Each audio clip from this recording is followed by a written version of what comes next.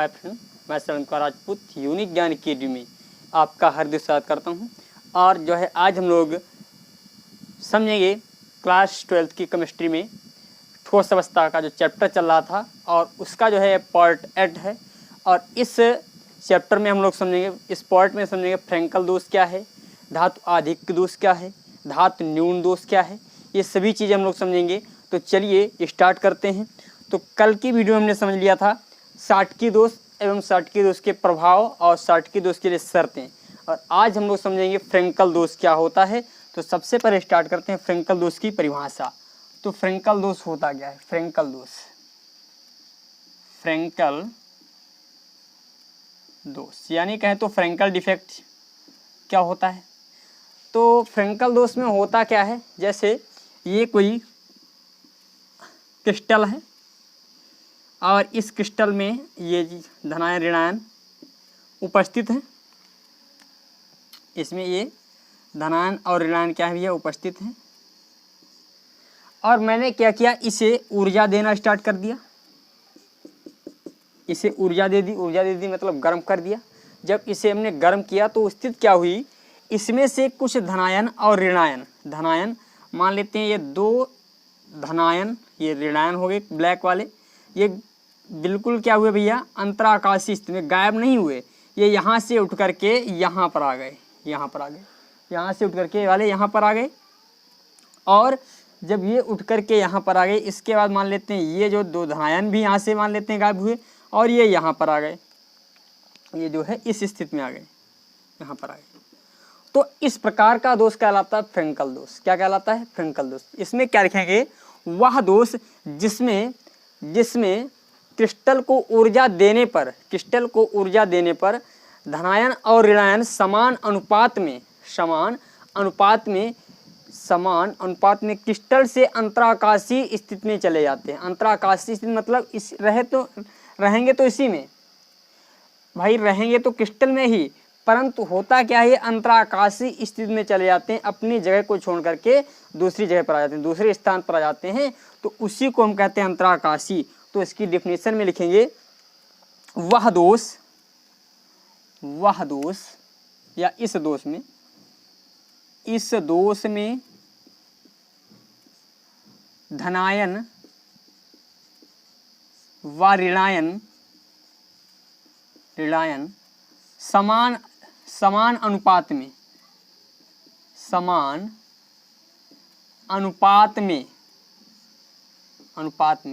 Crystal से अंतराकाशीय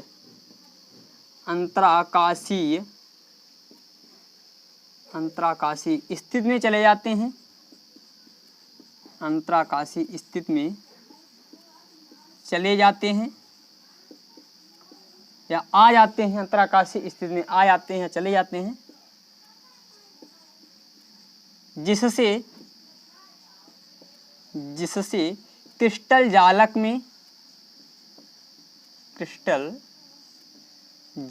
में एक दोष उत्पन्न होता है, जिसे हम फ्रैंकल दोष कहते हैं, जिसे हम फ्रैंकल दोष कहते हैं। फ्रैंकल दोष में होता क्या है? फ्रैंकल दोष में मैंने आपको बताया, वह दोष जिसमें धनायन और ऋणायन अनुपात तो दोनों का समान होता है, परंतु ये ऊर्जा देते हैं, ऊर्जा देने पर ये क्रिस्टल जालक को छोड़ते नहीं है, अंतराकाशीय स्थिति में चले जाते हैं। तो इस प्रकार का दोष क्या कहलाता है? फ्रैंकल दोष। तो इसमें मैंने लिखा है, वह दोष जिसमें धनायन व ऋणायन समान अनुपात में क्रिस्टल से अंतराकाशीय स्थिति में चले जाते हैं, जिससे क्रिस्टल जालक में एक दोष उत्पन्न हो जाता है, जिसे हम कहते हैं फ्रैंकल दोष। और फ्रैंकल दोष के लिए जो है शर्तें क्या हैं, मैं फ्रैंकल दोष की शर्तें आपको बता दूं। तो सबसे पहली इसमें फ्रैंकल दोष की शर्तें, इस दोष के लिए त्रिज्याओं में अंतर होना जरूरी है, इस दोष के लिए त्रिज्याओं में अंतर होना चाहिए, यानी यह दोष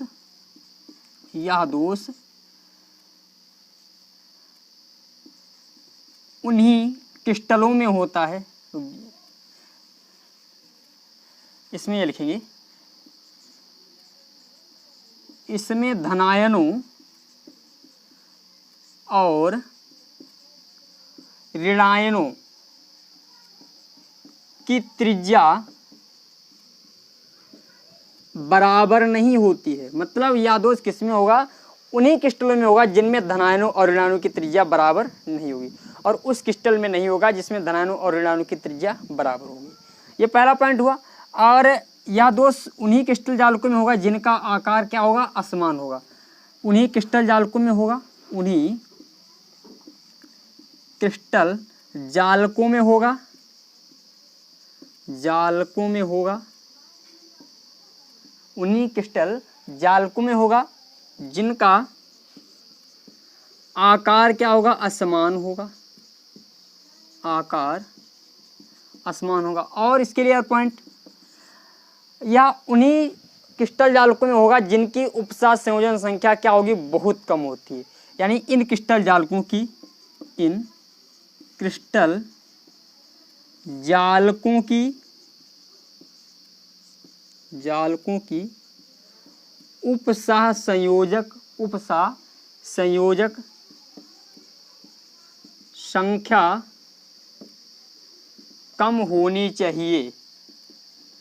मतलब कैसी होनी चाहिए, इनकी उपसह संयोजक संख्या क्या होनी चाहिए, कम होनी चाहिए। उन्हीं क्रिस्टल जालकों में ये दोष होता है।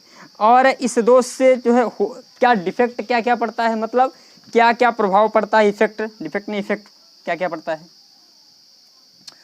और इससे जो इफेक्ट पड़ता है, प्रभाव लिख लेते हैं। फ्रेंकल दोष के प्रभाव, तो सबसे पहला प्रभाव इसमें क्या होता है, घनत्व कम हो जाता है। अब पूर्ण घनत्व, टोटल घनत्व तो वही रहता है, परंतु कुछ जगहों का घनत्व कम हो जाता है, औसत घनत्व में कमी आ जाती है। देखो जैसे ये जो घनत्व है, इसमें मान लेते हैं पूरे का घनत्व देखा जाए इसमें, तो इस पूरे एरिया में 9 मान लेते हैं 8 कण है, और अब की बार ये 2 कण यहाँ पर आ गए, तो घनत्व तो वही है, परंतु यहाँ पर जो मजबूती होनी चाहिए थी वो मजबूती नहीं रह गई, तो इसके घनत्व में क्या होती है, कमी आ जाती है। तो पहला पॉइंट, इसके घनत्व में कमी आ जाती है, घनत्व में कमी आ जाती है, कमी आ जाती है। और दूसरा पॉइंट, जब घनत्व में कमी आती है तो स्थायित्व क्या हो जाता है, कम हो जाता है, और स्थायित्व के चलते ऊर्जा भी कम हो जाती है।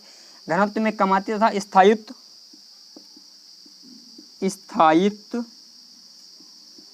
एवं ऊर्जा में कमी आ जाती है, ऊर्जा में कमी आ जाती है। स्थायित्व एवं ऊर्जा में भी क्या होती है, कमी आ जाती है। और पॉइंट समझ लें। अगला पॉइंट इसमें से समझते हैं, इसमें जो है विद्युत धारा जो होती है आंशिक रूप से बढ़ती घटती कुछ नहीं है।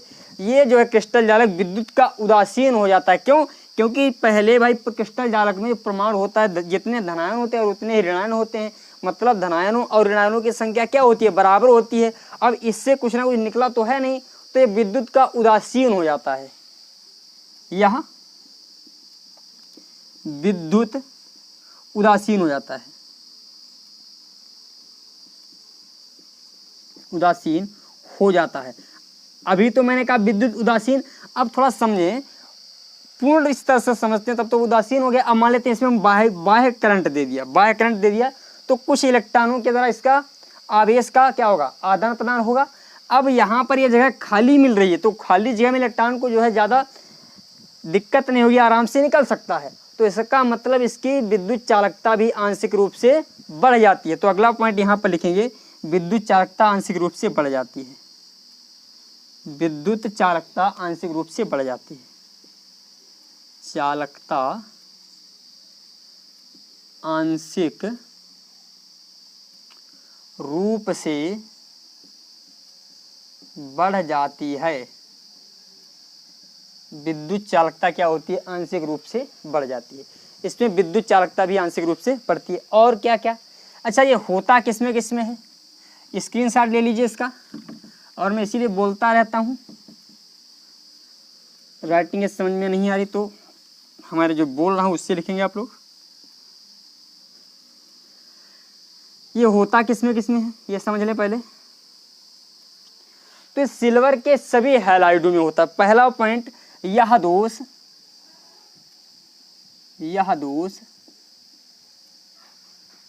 सिल्वर के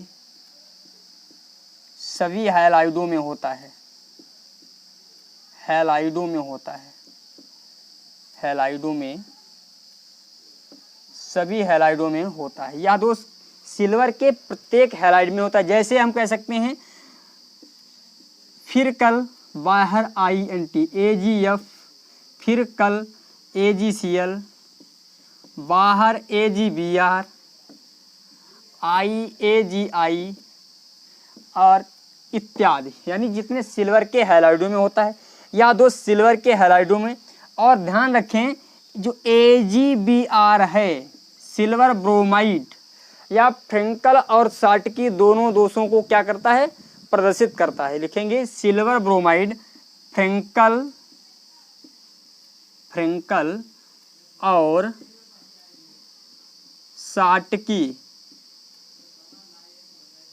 साटकी दोनों दोषों को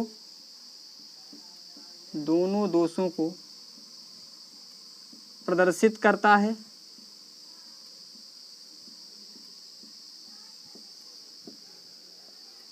फ्रेंकल और साटकी दोनों दोषों को प्रदर्शित करता है, जबकि NaCl केवल जो है प्रदर्शित करता है साटकी दोष। NaCl साटकी दोष प्रदर्शित करता है, साटकी दोष प्रदर्शित करता है। और इसका कारण क्या है, मैं इसका कारण बता देता हूँ। Na का आकार Ag से बड़ा है, इसमें एक कारण लिख लीजिएगा, Na पॉजिटिव जो है आपका Ag पॉजिटिव से बड़ा है, ये पॉइंट लिखिए, Na पॉजिटिव Ag पॉजिटिव से बड़ा है। ये हुआ हमारा फ्रेंकल दोष। फ्रेंकल दोष के आगे फिर आता है आरस समीकरणीय दोष को समझते हैं। तो आरस समीकरणीय दोष क्या होते हैं, इनको समझते हैं। अभी तक जो भी चीज़ घट रही थी या जो है क्रिस्टल से बाहर जा रहे थे या आ रहे थे, उनको हम कहते थे, वो कहलाते थे अनुपात, यानी समान अनुपात में जा रहे थे। यानी जो भी क्रिस्टल जालक से परमाणु या आयन कण बाहर निकल रहे थे या आ रहे थे या अंतराकाशीय स्थिति में चले जाते थे, वो समान अनुपात में आता था। अब इसमें क्या होगा, अनुपात निश्चित नहीं होगा, तो उसी को हम क्या कहते हैं, आरस समीकरणीय दोष।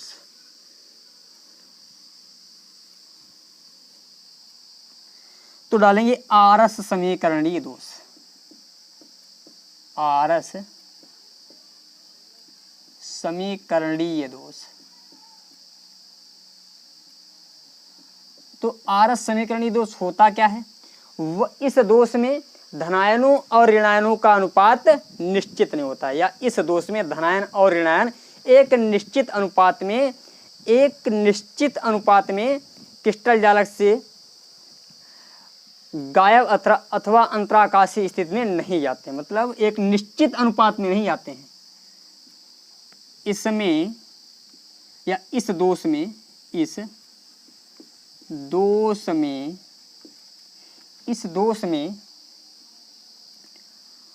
अंतराकाशीय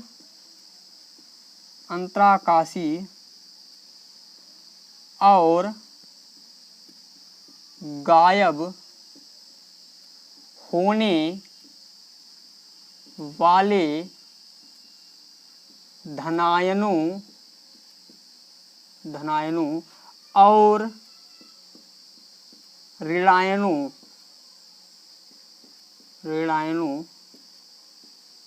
का अनुपात, धनायनों और ऋणायनों का अनुपात निश्चित नहीं होता है। धनायनों और ऋणायनों का अनुपात निश्चित नहीं होता है। आरस समीकरणीय दोष कहलाता है। आरस समीकरणीय दोष कहलाता है आरस समीकरणीय दोष, यानी वह दोष जिसमें धनायनों और ऋणायनों का अनुपात निश्चित नहीं होता है, कहलाता है आरस समीकरणीय दोष। और आरस समीकरणीय दोष भैया आपका दो प्रकार का होता है, मैंने कल बताया था। एक होता है धातु आधिक्य दोष, और दूसरा बताया था धातु न्यून दोष। धातु, तो धातु आधिक्य दोष को हम लोग समझते हैं। धातु आधिक्य दोष क्या होता है इसे समझते हैं। वह दोष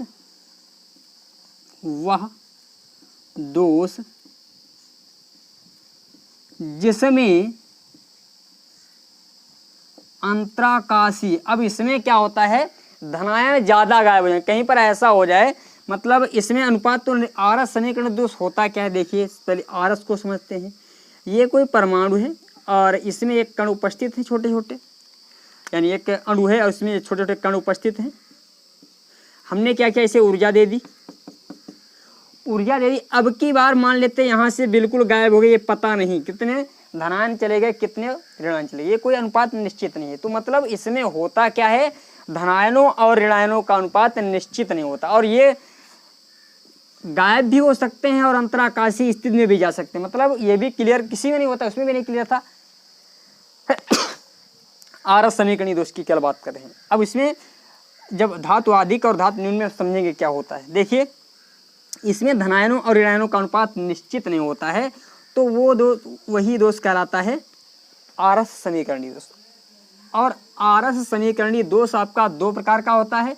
पहला मैंने बताया धातु आधिक्य दोष और दूसरा बताया धातु न्यून दोष। तो धातु आधिक्य दोष को समझेंगे। अब देखिए मैं यहाँ पर क्या कर रहा हूँ, ये जो आपके बनाए हुए हैं ये धनायन है और ये ब्लैक वाले जो है ऋणायन है। ये जो ब्लैक कलर से बने हुए ऋणायन है, मैंने इसे ऊर्जा दी और ऊर्जा देने से हुआ क्या, इसमें से ये जो है ये धनायन ज़्यादा गायब हो गए, एक ऋणायन भी गायब हो गया। तो इसमें देखा जाए धनायनों की संख्या ज़्यादा, यानी धनायन ज़्यादा गायब हो गए, ऋणायन कम गायब हुए। तो मतलब हम ये कह सकते हैं वह दोष जिसमें धनायनों का अनुपात ऋणायनों के अनुपात से ज़्यादा होता है, धनायनों का अनुपात ऋणायनों के अनुपात से ज़्यादा होता है, धातु आधिक्य दोष कहलाता है। मतलब इसमें धनायन ज़्यादा गायब हुए हैं तो इसे हम कहेंगे धातु आधिक्य दोष, और जिसमें धनायन कम गायब होंगे उसे कहेंगे धातु न्यून दोष। तो इसे हम लिखेंगे कैसे, तो देखें वह दोष जिसमें अंतराकाशीय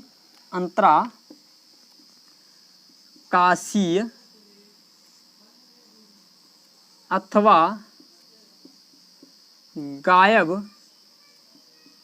होने वाले कणों में धनायनों की संख्या ज़्यादा हो, धनायनों की संख्या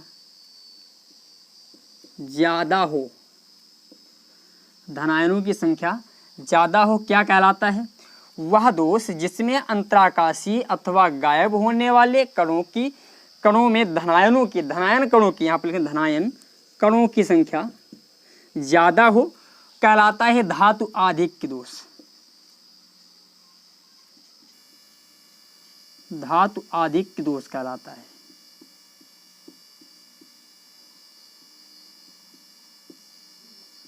धातु आधिक्य दोष कहलाता है, समझ गए। यानी यह दोष वह दोष जिसमें धनायनों की संख्या ज़्यादा होती है कहलाता है धातु आधिक्य दोष। और धातु आधिक्य दोष में भी एक होता है जिससे हम कहते हैं एफ केंद्र दोष, जिसे ही कहा जाता है एफ केंद्र दोष। तो एफ केंद्र दोष क्या होता है, एफ केंद्र दोष धातु आधिक्य दोष में ही है एक एफ केंद्र दोष और एक अंतराली धातु आधिक्य दोष। अब इसमें से गायब हुए हैं, ध्यान रखना, इसमें से गायब हो गए हैं। अब गायब या अंतराकाशीय स्थिति दोनों भी है ना, गायब अथवा अंतराकाशीय स्थिति में। अब एफ केंद्र और एक होता है अंतराली धातु आधिक्य दोष। तो एफ केंद्र में क्या होता है,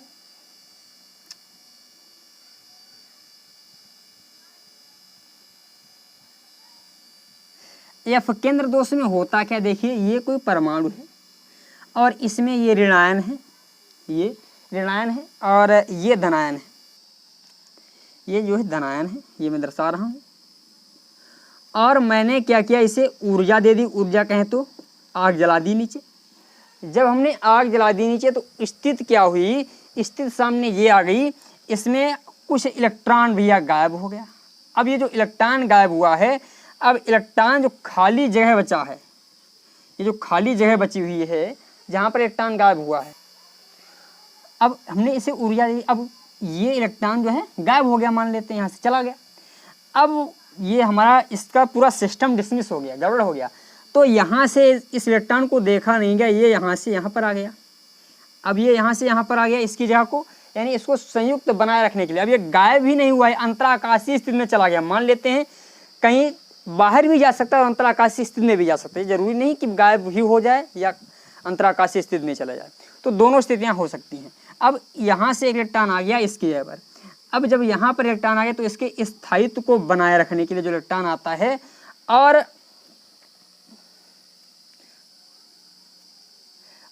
जो यहाँ पर ये इलेक्ट्रॉन आया है, ये जो जिस बिंदु पर जो है जहाँ पर ये आता है इलेक्ट्रॉन, जहाँ से ये इलेक्ट्रॉन आया है, या हम इस जहाँ पर ये आ रहा है, समझें, जहाँ पर ये खाली हुआ है, तो उसी बिंदु को हम क्या कहेंगे, यफ केंद्र दोष कहते हैं।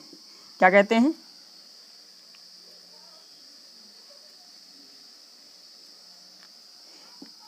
यफ केंद्र दोष। मतलब हमने क्या किया, ऊर्जा दी और इलेक्ट्रॉन यहाँ से गायब हुआ। जब इलेक्ट्रॉन गायब हुआ तो यहाँ से इस इलेक्ट्रॉन को देखा नहीं गया, इलेक्ट्रॉन दौड़ा इसकी जगह पर आ गया। तो जहाँ पर इलेक्ट्रॉन आ जाता है उसी को हम कहते हैं यफ केंद्र। ठीक है, और इस प्रकार के दोष को हम कहते हैं यफ केंद्र दोष। ठीक है, तो मतलब क्या होता है, वह दोष, यफ केंद्र दोष में सबसे पहला पॉइंट लिखेंगे, यफ केंद्र दोष में लिखें, यफ केंद्र दोष में, यफ केंद्र दोष में ऋणायन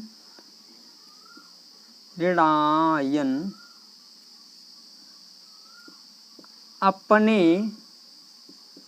जालक को छोड़कर गायब हो जाता है। मतलब यफ केंद्र दोष में होता क्या है, ऋणायन अपने जालक को छोड़ करके गायब हो जाता है। भैया यहाँ पर ऋणायन अपने जालक को छोड़ करके क्या हुआ, गायब हो गया। अब दूसरा पॉइंट लिखेंगे, इसे थोड़ा नीचे करता हूं कैमरे को। दूसरा पॉइंट, जहां से ऋणायन गायब होता है उसकी जगह पर कोई अतिरिक्त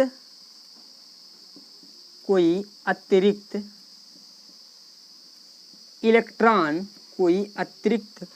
यानी जहां से ऋणायन गायब होता है उसकी जगह पर कोई अतिरिक्त इलेक्ट्रॉन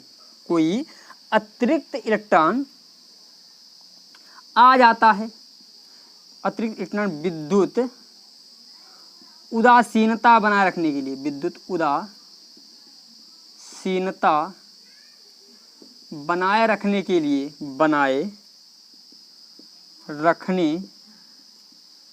लिए आ जाता है।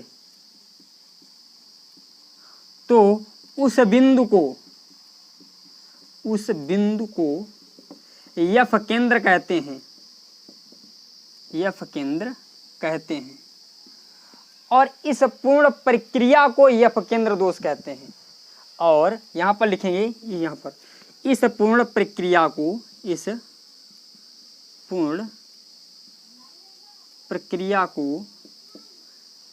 यफ केंद्र दोष कहते हैं।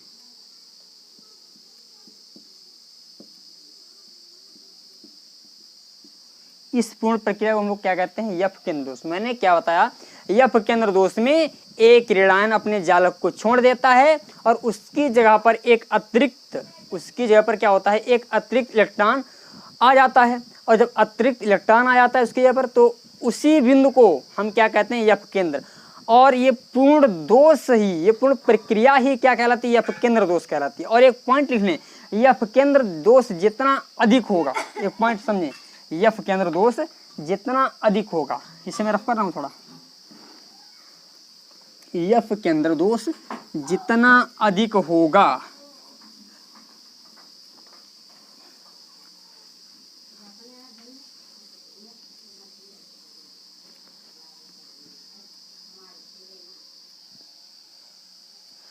एक पॉइंट, यफ केंद्र दोष यफ केंद्र दोष जितना अधिक होगा, जितना यफ केंद्र दोष जितना अधिक होगा उतनी ही एक स्थिति होगी। कौन सी? वो स्थिति होगी उतना ही रंगों में तीव्रता होगी। परमाणु या कण का रंग उतना ही तीव्र होगा, ये लिख सकते हैं। तो कण का उतना ही तीव्र रंग होगा, तीव्र रंग होगा। समझे? मतलब यफ केंद्र दोष में तो जितना अधिक यफ केंद्र दोष होगा तो एक पहचान हो जाएगी, जितना गहरा रंग हो जाएगा किसी भी परमाणु का, जितना गहरा रंग, मान लेते हैं कोई परमाणु आपका पड़ा है, उसका रंग जो है बढ़ता हुआ जा रहा है, तो हम समझ सकते हैं उसमें कौन सा दोष है, यफ केंद्र दोष है। जैसे एग्जाम्पल के लिए जैसे ले लेते हैं सोडियम क्लोराइड और ये देखें सोडियम को, ये सोडियम क्लोराइड और सोडियम को, इनको पास पास में मिलाकर रख देते हैं बहुत दिन तक, तो इसमें होता क्या है, ये इलेक्ट्रॉन, मान लेते हैं क्लोरीन गायब हो गया तो सोडियम उसकी जगह पर जाने की कोशिश करेगा, मान लेते हैं एक इलेक्ट्रॉन के रूप में, एक परमाणु के रूप में, एक कण के रूप में, तो एक रंग आता है, वो रंग होता है पीला रंग। यानी सोडियम क्लोराइड और सोडियम को मिलाने पर हमें पीला रंग प्राप्त होता है। जैसे सोडियम क्लोराइड और सोडियम को मिलाने पर हमें पीला रंग प्राप्त होता है। इसी प्रकार जैसे पोटेशियम क्लोराइड और पोटेशियम को मिलाने पर बैंगनी रंग प्राप्त होता है। पोटेशियम क्लोराइड यानी KCl और पोटेशियम यानी इसको मिलाने पर हमें बैंगनी रंग प्राप्त होता है। और समझें, इसके बाद यदि हम मान लेते हैं लिथियम क्लोराइड और लिथियम को मिला दें, लिथियम क्लोराइड और लिथियम को मिला दें तो हमें मिल जाता है गुलाबी रंग। तो हमें कौन सा रंग मिलता है भैया? गुलाबी रंग। ये रंगों में तीव्रता होती है, मतलब ये NaCl में जितना ज़्यादा यानी क्लोरीन गायब हो जाए उसकी जगह पर सोडियम आ जाएगा तो पीला रंग हो जाएगा। KCl में यदि क्लोरीन गायब हो जाए उसकी जगह पर पोटेशियम के 2 अणु जुड़ जाए यानी K2 बन जाएगा। और Cl के और भी होंगे परमाणु, मतलब छोटा एक कण थोड़ी ना होगा, बहुत से कण होते हैं ना, तो वहाँ पर K2 यदि हो गया तो बैंगनी रंग हो जाएगा। यानी इस प्रकार रंगों में तीव्रता होती है, रंगों में परिवर्तन होता रहता है। अब ये हुआ हमारा कौन सा दोष? यफ केंद्र दोष। अब इसके बाद अंतराली दोष समझते हैं। अंतराली धातु आधिक्य दोष, अंतराली धातु आधिक्य दोष। आज हमें दोषों को समझ लेना है, उसके बाद डालेंगे अंतराली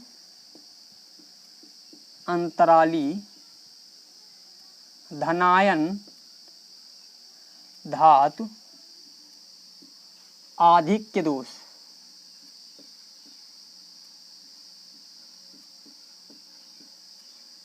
अंतराली धनायन धातु आधिक्य दोष।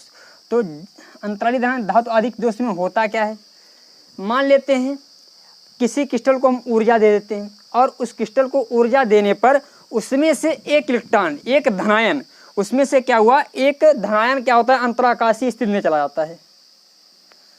जैसे ये कोई परमाणु है और रुक जाओ भाई, बोर्ड हिलने लगा थोड़ा, हाँ ठीक है, इसको हमने बाह्य स्रोत से ऊर्जा दे दी और इसमें से ये धनायन भैया क्या होता है, अंतराली स्थिति में चला जाता है। अंतराली स्थिति मतलब समझे कि अपनी जगह से हट जाता है।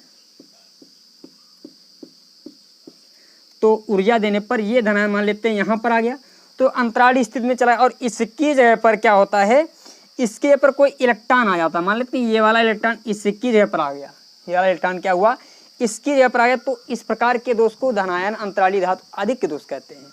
क्या कहेंगे? धनायन अंतराली धातु आधिक्य दोष। मतलब किसी परमाणु को जब हम ऊर्जा देते हैं तो उस ऊर्जा के देने पर उस परमाणु में यदि कोई धनायन अंतराकाशीय स्थिति में चला जाता है, यदि कोई धनायन अंतराकाशीय स्थिति में चला जाता है तो उसकी या तो उस परमाणु की विद्युत उदासीनता को बनाए रखने के लिए वहाँ पर कोई दूसरा इलेक्ट्रॉन आ जाता है, यानी दूसरा ऋणायन आ जाता है, दूसरा कोई क्या होता है, ऋणायन आ जाता है। तो इस प्रकार के दोष को धातु अंतराली धनायन धातु आधिक्य दोष कहते हैं। क्या कहते हैं? अंतराली धनायन धातु आधिक्य दोष कहते हैं। ठीक है। अब और ये दोष सब पाया किसमें जाता है, इसमें लिखना चाहें तो लिख लें। जब किसी परमाणु में धनायन अंतराकाशी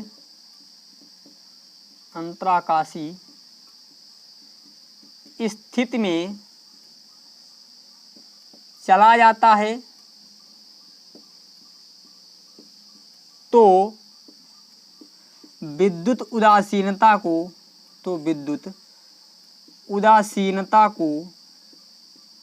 बनाए रखने के लिए विद्युत उदासीनता को बनाए रखने के लिए कोई दूसरा ऋणायन उसकी जगह पर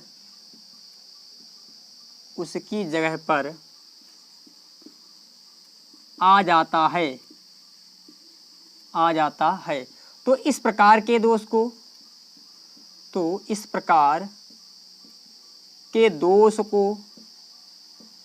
क्या कहते हैं? इस प्रकार के दोष को हम कहते हैं अंतराली धनायन दोष। अंतराली धनायन दोष कहते हैं। इस प्रकार के दोष को हम लोग कहेंगे, एक सुंदर सा नाम देंगे, प्यारा सा नाम जो होगा अंतराली धनायन दोष। अब मैं थोड़ी इंक डालता हूँ पहले, उसके बाद मार्कर कौन सी इंक है? हाँ ठीक है, अब मैं इंक डालता हूँ पहले, क्योंकि मार्कर थोड़ा गड़बड़ कर गया भाई है?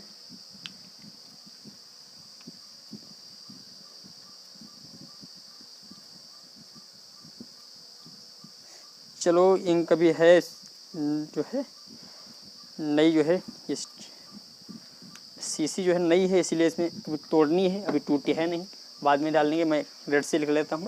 1-200 समझ में रह गया है, समझाना है। इस दोष को हम क्या कहते हैं? अंतराली धनायन धातु आदि के दोष कहते हैं। ठीक है, इसे लिख लेंगे। और इसमें होता क्या है, इस दोष पर, ये दोष समझ लें, ये दोष सभी जिंक, यानी ये दोष जिंक के सभी ऑक्साइडों में होता है। ये दोष किसमें होता है भैया? जिंक के सभी ऑक्साइडों में। ध्यान रखें, यह दोष जिंक के सभी ऑक्साइडों में होता है। जिंक के सभी ऑक्साइडों में होता है। यह दोष किसमें होता है?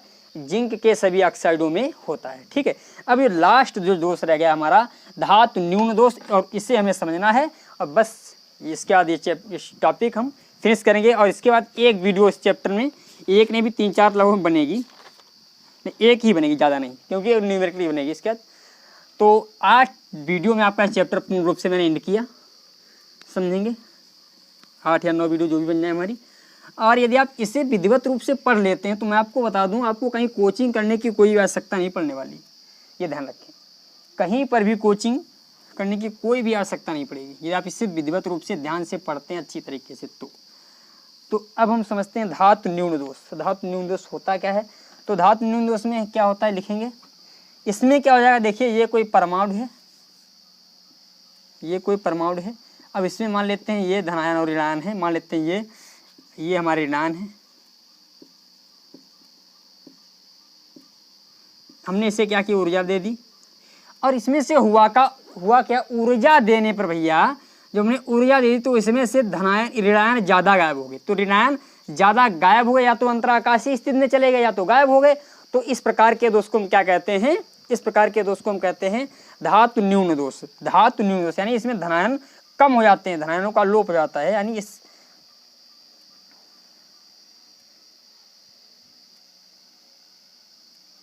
लिखेंगे इस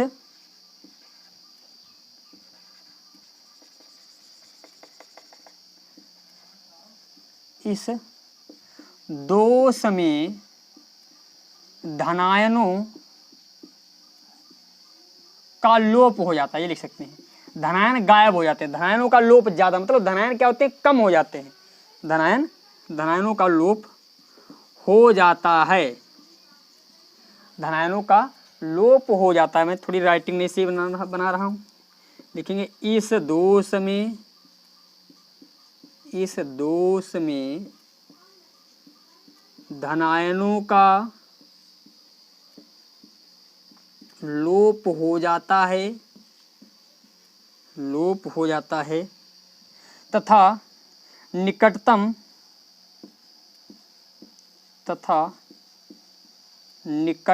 धनायन उच्च धनावेशित हो जाता है।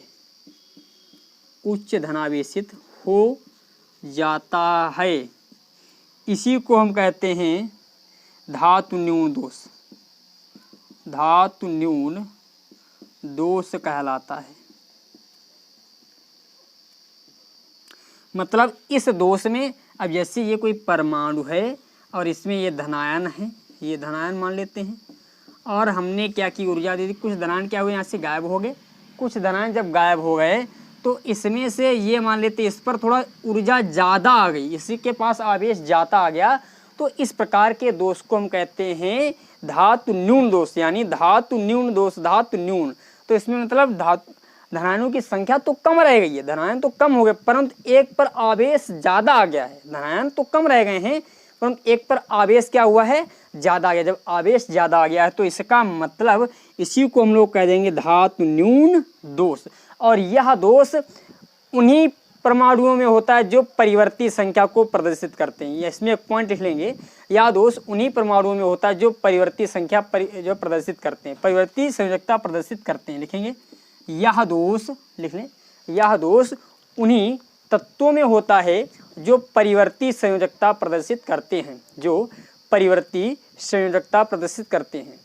अर्थात यह दोष डी ब्लॉक के सभी तत्वों में होता है, क्योंकि डी ब्लॉक के सभी तत्व परिवर्ती संयोजकता प्रदर्शित करते हैं। ठीक है, यह डी ब्लॉक के सभी तत्वों में ये दोष होता है। ठीक है, और आज की वीडियो यहीं तक। और आप लोगों से फिर वही गुजारिश, हमारे चैनल को जितना ज़्यादा हो सके अपने दोस्तों तक शेयर करें और सब्सक्राइब जरूर करवाएं। आप लोगों से मैं यही गुजारिश और यही आकांक्षा और यही कल्पना सब करता हूँ। आप सब थोड़ा सपोर्ट कर देंगे तो बहुत जल्दी ही मैं आपके साथ में आऊँगा। धन्यवाद, फिर मिलते हैं अगली वीडियो में, तब तक के लिए आपको नमस्कार, थैंक यू।